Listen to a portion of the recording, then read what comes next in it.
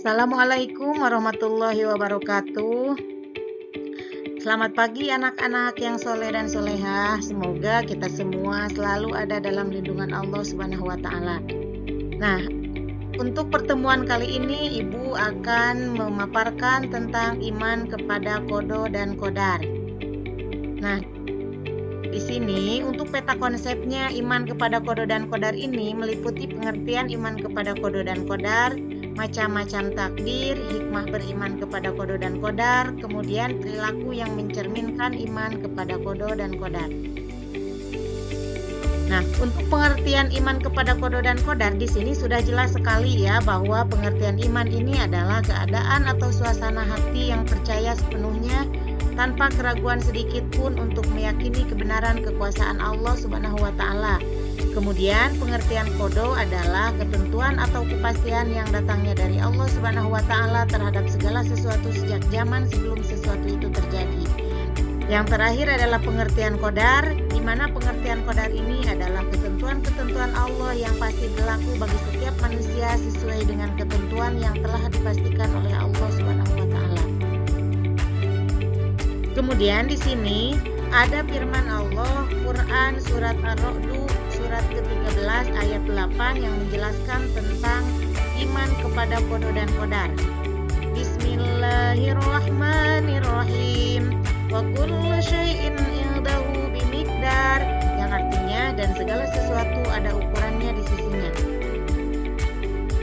Kemudian yang kedua dijelaskan dalam Quran surat Ar-Ra'd ayat 8. Bismillahirrahmanirrahim. Kulla syai'in faqaddarahu taqdira. Dan dia menciptakan segala sesuatu lalu menetapkan ukuran-ukurannya dengan tepat.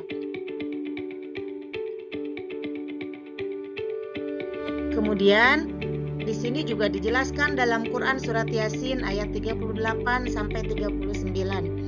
Bismillahirrahmanirrahim. Wasyamsu tajri limustaqarril laha. Dzalika taqdirul azizil alim.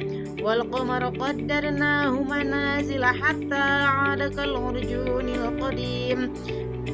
Yang artinya dan matahari berjalan di tempat peredarannya, demikianlah ketetapan Allah yang maha perkasa, maha mengetahui, dan telah kami tetapkan tempat peredaran bulan sehingga setelah sampai ke tempat peredaran yang terakhir, kembalilah dia sebagai bentuk tanda yang tua.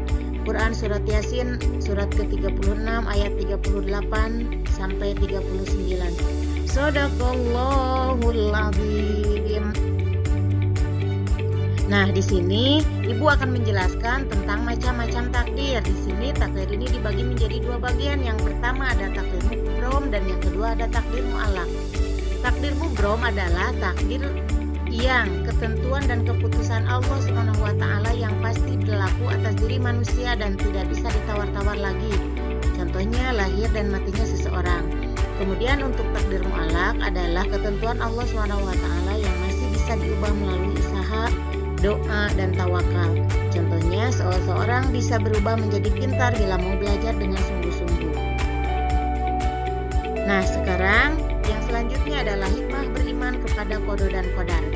Di sini untuk hikmah kepada qada dan qadar di sini ada memiliki 4 aspek. Yang pertama mendekatkan diri kepada Allah, yang kedua mendidik manusia agar senantiasa berikhtiar, yang ketiga mendidik manusia agar senantiasa sabar dan tawakal, dan yang terakhir adalah mendidik manusia untuk tidak bersikap sombong.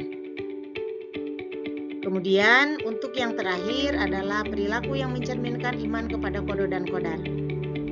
Yang pertama, senantiasa menjalankan perintah Allah dan menjauhi larangannya. Yang kedua, senantiasa tawakal kepada Allah secara menyeluruh dan berdoa. Yang ketiga, senantiasa mengisi kehidupan dunia dengan hal-hal positif agar mendapatkan kebahagiaan di akhirat kelak. Yang keempat, senantiasa merenungkan dan memperhatikan kebesaran Allah Subhanahu wa Ta'ala.